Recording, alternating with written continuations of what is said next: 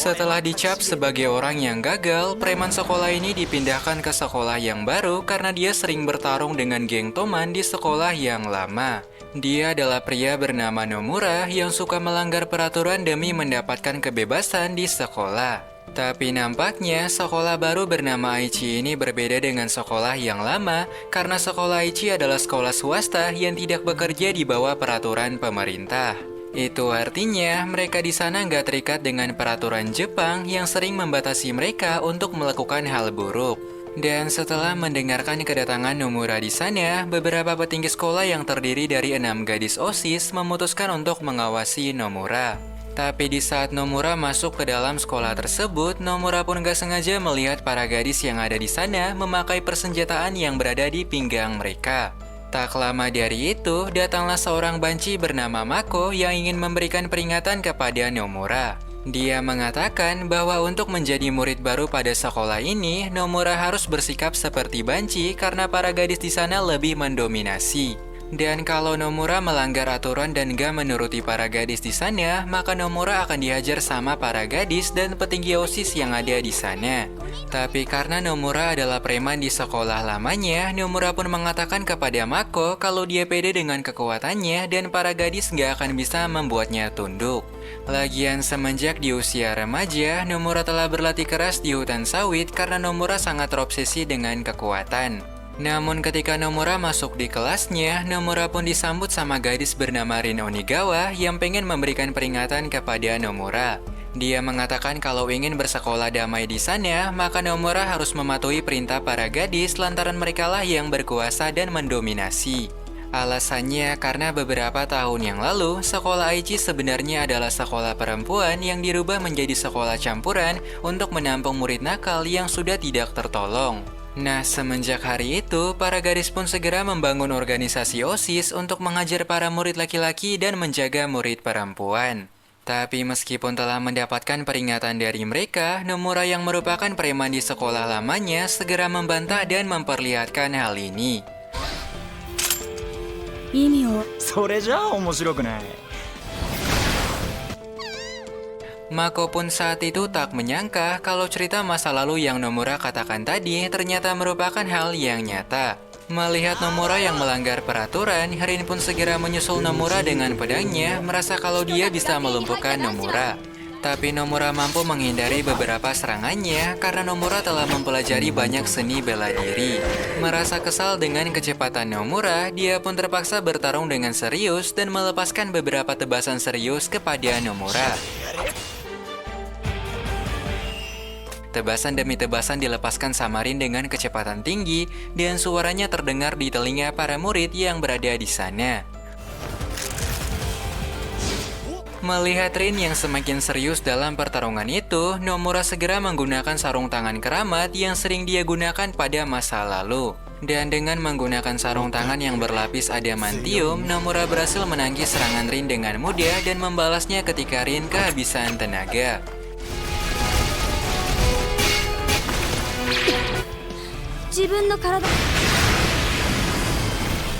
Sementara di lain sisi, seorang petinggi OSIS bernama Amo mulai tertarik dengan Nomura setelah melihat pertarungan Nomura yang begitu mengesankan. Tapi di saat Nomura akan mengalahkannya, adik Rin malah segera menghantam Nomura dari belakang dan hal itu malah bikin Nomura nggak sengaja menciplok Rin sampai merasa salting.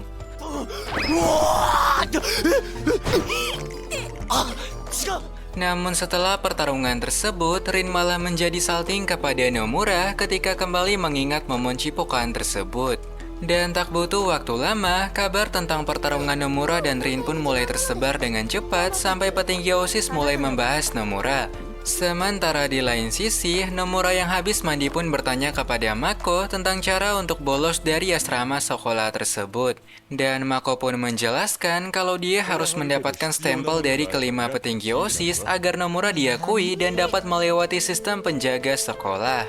Kebetulan karena Nomura telah mengalahkan Rin, dia pun memutuskan untuk bertemu dengan Rin dan meminta stempel karena dia telah mengalahkan Rin. Melihat Nomura yang datang di kamarnya, Rin segera mempersiapkan pedangnya kembali, mengira jika Nomura akan kembali menantangnya lagi. Tapi Nomura pun membantah hal itu, mengatakan kalau dia hanya pengen meminta satu stempel dari Rin. Bukan cuma itu, dia bahkan memberikan hadiah kepada Rin sebagai permintaan maaf atas cipokan yang tidak disengaja. Mendengar hal itu, Rin pun akan memberikan kartunya kepada Nomura, lalu mengatakan jika dia telah mengakui kekuatan Nomura.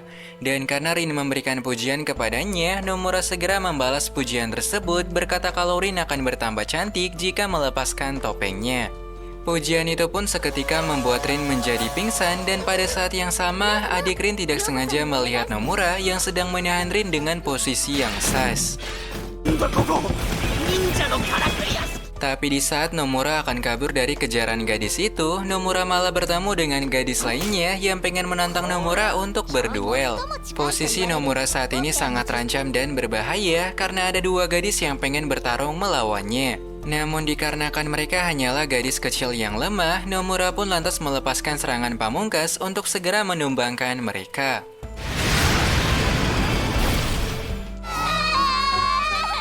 Beberapa jam setelah kejadian tersebut, satu petinggi OSIS bernama Mary pun ingin mencari Nomura karena Nomura telah menyerang adik tercintanya.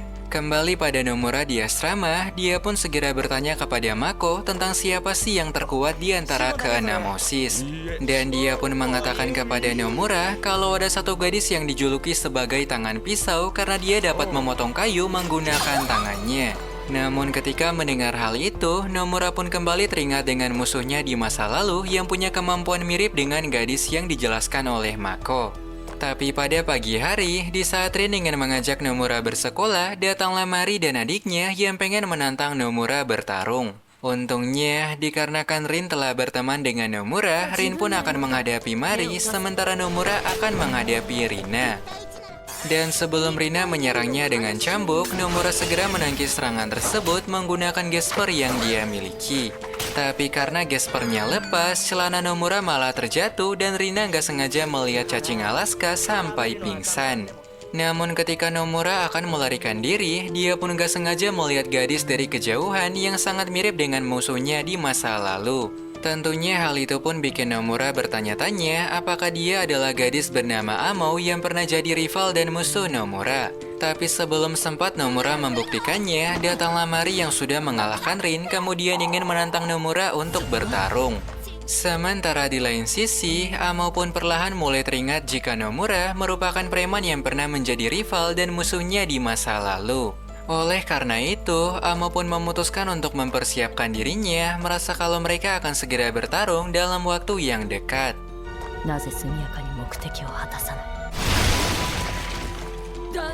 Lalu kembali pada Mari dan Nomura, di mana karena Mari memiliki teknik berpedang yang sangat matang, Mari pun berhasil menyerang Nomura di bagian saraf yang melumpuhkan Nomura. Tetapi meskipun Mari mampu melumpuhkan Nomura, Nomura dengan sigap berlari ke arah Mari dan menangkis serangan Mari pakai buku yang telah dia siapkan. Lantaran semenjak pindah di sekolah tersebut, Nomura pun telah bersiap dalam kondisi apapun untuk menghadapi para gadis yang mungkin mencoba melawannya. Dan ketika melihat celah yang terbuka, Nomura segera memanfaatkan celah tersebut menyerang Mari dengan serangan pamungkas yang biasa dia pakai. Dan karena Nomura telah mengalahkannya dalam duel tersebut, Mari pun menyuruh Nomura untuk berbuat hal skibidi kepadanya, seperti hal yang Nomura lakukan kepada Rin dan sang adik. Tapi Nomura langsung membantah hal tersebut, mengatakan jika dia hanya berniat mengambil stempel dari Mari. Mendengar hal itu, Mari pun menjadi sangat kesal kepada Nomura, mengira kalau Nomura adalah pria yang mencintai melon yang lebih besar lagi. Namun tak lama dari itu, datanglah Rin dengan muka yang kesal karena Nomura tampak seperti ingin berskibidi dengan Mari. Singkatnya, hari-hari pun berlalu dan secara perlahan Nomura berhasil mengalahkan petinggi lain satu persatu. Dan pertarungan demi pertarungan yang dia lakukan hanyalah untuk mendapatkan stempel OSIS agar bisa melewati penjaga dan bolos sekolah. Bukan hanya itu, Rin dan Satori bahkan mulai menaruh perasaan kepada Nomura karena kehebatan Nomura bikin mereka mulai jatuh cinta dengannya. Bahkan secara perlahan, para gadis yang ada di sekolah mulai tertarik dengan Nomura dan memperhatikan Nomura setiap waktu. 新古今の時代になると Tapi dikarenakan Nomura merupakan pria yang kurang peka, Nomura pun tidak menyadari perasaan Rin dan Mari yang mencoba menggoda Nomura dengan penampilan baru. Namun pada malam hari, di saat Nomura sedang makan malam bersama Mako, dari arah luar tiba-tiba ada gadis yang memperhatikan mereka. Tapi meskipun Mako telah menyadarinya, Mako malah menyembunyikan hal itu dan tidak mengatakannya kepada Nomura. Pada pagi hari, di saat Nomura sedang berangkat di hari itu, Nomura pun baru menyadari perubahan Rin yang harum dan Mari yang semakin cantik dari biasanya. Namun karena Nomura tiba-tiba menyadari perubahan mereka, Rin dan Marin pun segera melakukan pemeriksaan karena Nomura terlihat berbeda dari hari kemarin. Tapi saat sedang memeriksa tubuh Nomura, mereka pun gak sengaja menemukan foto Nomura yang sedang melakukan skibidi dengan OSIS bernama Satori. Dan karena hal itu, mereka pun segera menuduh Nomura sedang menutupi rahasia dengan memberikan pujian kepada Rin dan Mari. Tapi di saat Nomura sedang kabur dari mereka, Nomura pun gak sengaja menabrak gadis bernama Rabi, yaitu salah satu OSIS yang pernah Nomura kalahkan setelah Mari. Melihat Nomura yang sedang dikejar, Rabi pun segera menyembunyikan Nomura dari para gadis yang salah paham dengan Nomura. Lalu karena penasaran dengan kenapa Satori menjebaknya, dia pun segera mengajak Rabi untuk membantunya agar bisa membongkar alasan Satori yang memfitnah Nomura. Akhirnya pada malam hari, Nomura menyerahkan dirinya kepada Rin dan Mari agar mereka dapat menghukumnya di ruangan para OSIS. Dan dengan cara itu, Nomura pun berhasil masuk ke dalam ruangan OSIS tanpa harus melewati pintu utama. Tapi sebelum mencari Satori pada ruangan Satori, Nomura pun segera menjelaskan kepada Rabi tentang mimpi buruk yang Nomura alami semalam. Di mana pada mimpi tersebut, Nomura pun melihat dua gadis yang tiba-tiba masuk di kamar Nomura, kemudian mencipok Nomura untuk membius Nomura. 眠ってるねあ、目が覚めた Dan Nomura pun sangat yakin kalau mimpi itu bukanlah mimpi biasa, dan Nomura pun sangat yakin kalau itu pasti berkaitan sama foto Satori yang berskibidi dengan Nomura. Namun ketika mereka sedang mencari Satori di sana, datanglah satu anak buah Satori yang segera menghentikan pergerakan mereka. Dan pada saat yang sama, Satori yang selesai mandi segera keluar dari pemandian dengan pedang yang telah bersiap untuk menyerang mereka. Tapi sebelum pertarungan berlangsung, Nomura segera bertanya kepada Satori tentang alasan Satori yang memfitnah Nomura dengan foto skibidi. Lalu dengan simpelnya Satori berkata kalau dia sangat benci kepada pria seperti Nomura lantaran Nomura nggak jadi banci dan patuh kepada perintah mereka. Satori bahkan masih menyimpan beberapa foto lainnya yang bakal dia sebar untuk menghancurkan reputasi Nomura. Mendengar hal tersebut, Nomura pun semakin yakin untuk menghantam mereka dan menghentikan fitnah yang mereka perbuat. Dan karena ada dua musuh di hadapan mereka, Rabi menyuruh Nomura mengalahkan Satori sementara dia akan menghadapi anak buah tersebut. 疲れるのと切られるの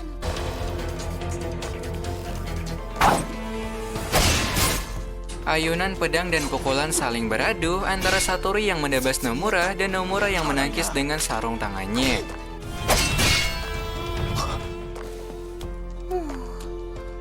Tapi karena penampilan Satori menghilangkan fokusnya, Nomura pun segera membalas hal itu dengan menghilangkan fokus pakai pedang alaskannya.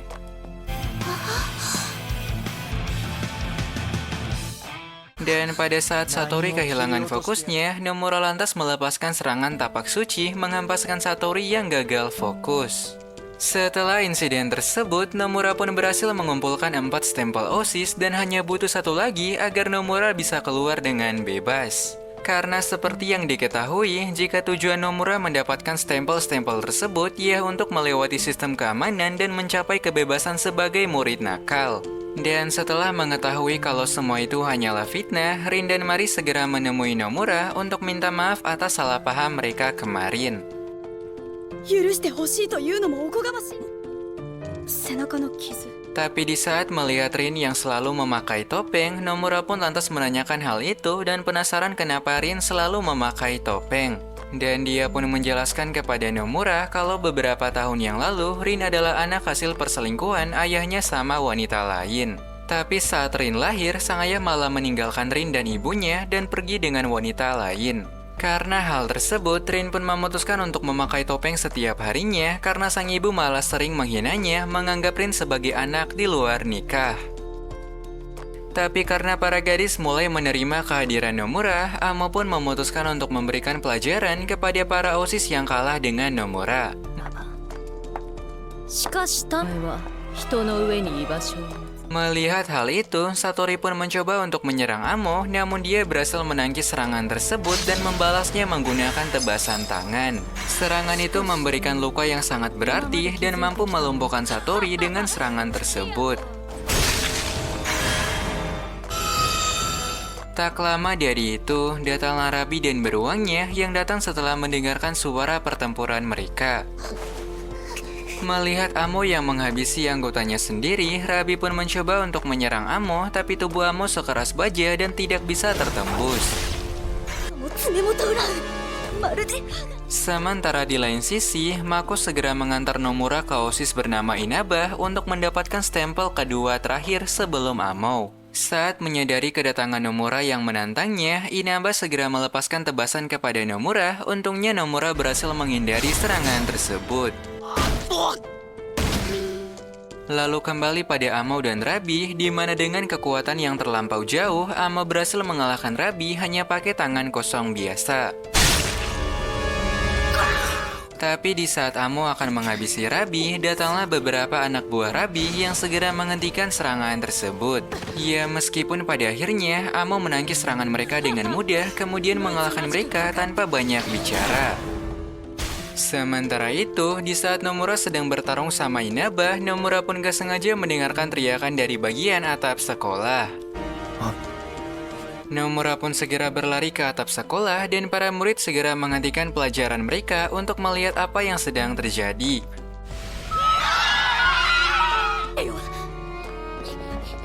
Namun ketika sampai di sana, Amo telah pergi meninggalkan Rabi sama beberapa anak buah Rabi yang telah terluka. Dan ketika melihat Rabi yang tak berdaya, Nomura pun kembali teringat dengan masa lalu ketika Amo pernah menghabisi sahabat Nomura di masa lalu. Sementara itu, Amo akan segera mengalahkan Inaba setelah merasa jika Inaba tidak menghalangi Nomura untuknya. Tak lama itu, tibalah Mari dan beberapa teman lainnya yang datang untuk menghentikan Amo yang mulai lepas kendali. Tapi di saat mereka akan menyerang Amo berhasil menangkis serangan itu dengan teknik karate yang telah dia pelajari. Kemudian Amo pun menjelaskan kepada mereka bahwa teknik karate yang Amo pelajari merupakan teknik Kokushin dengan level yang tinggi. Dan Amo pun yakin kalau para murid yang ada di sana tidak akan bisa dan berani menghentikan Amo. Untungnya, sebelum dia menyerang Inaba dengan satu tangannya, Nomura berhasil datang tepat waktu dan menghentikan serangan tersebut.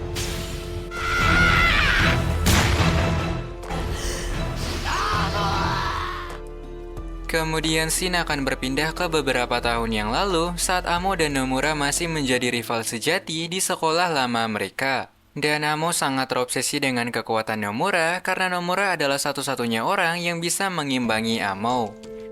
Tapi pada suatu hari, Nomura bertemu dengan murid yang sangat culun dan dia ternyata pengen berterima kasih kepada Nomura. Lantaran pada pagi hari, Nomura telah menyelamatkan pemuda tersebut dari beberapa preman yang mencoba untuk menyerangnya. Tapi hal itu malah bikin Amo merasa cemburu dan kesal karena Nomura malah berteman sama anak yang lemah dan hal itu sangat merusak citra Nomura. Akhirnya pada suatu hari, Amo segera menghabisi anak lemah tersebut dan hal itulah yang memicu perang antara Nomura dan Amo.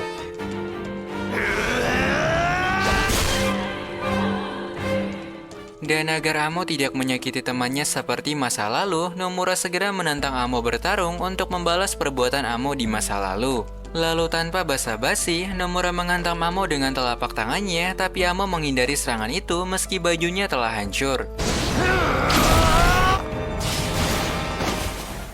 Melihat Nomura yang hampir menyerang melonnya, Amo segera melepaskan serangan balikan dan berhasil melumpuhkan Nomura.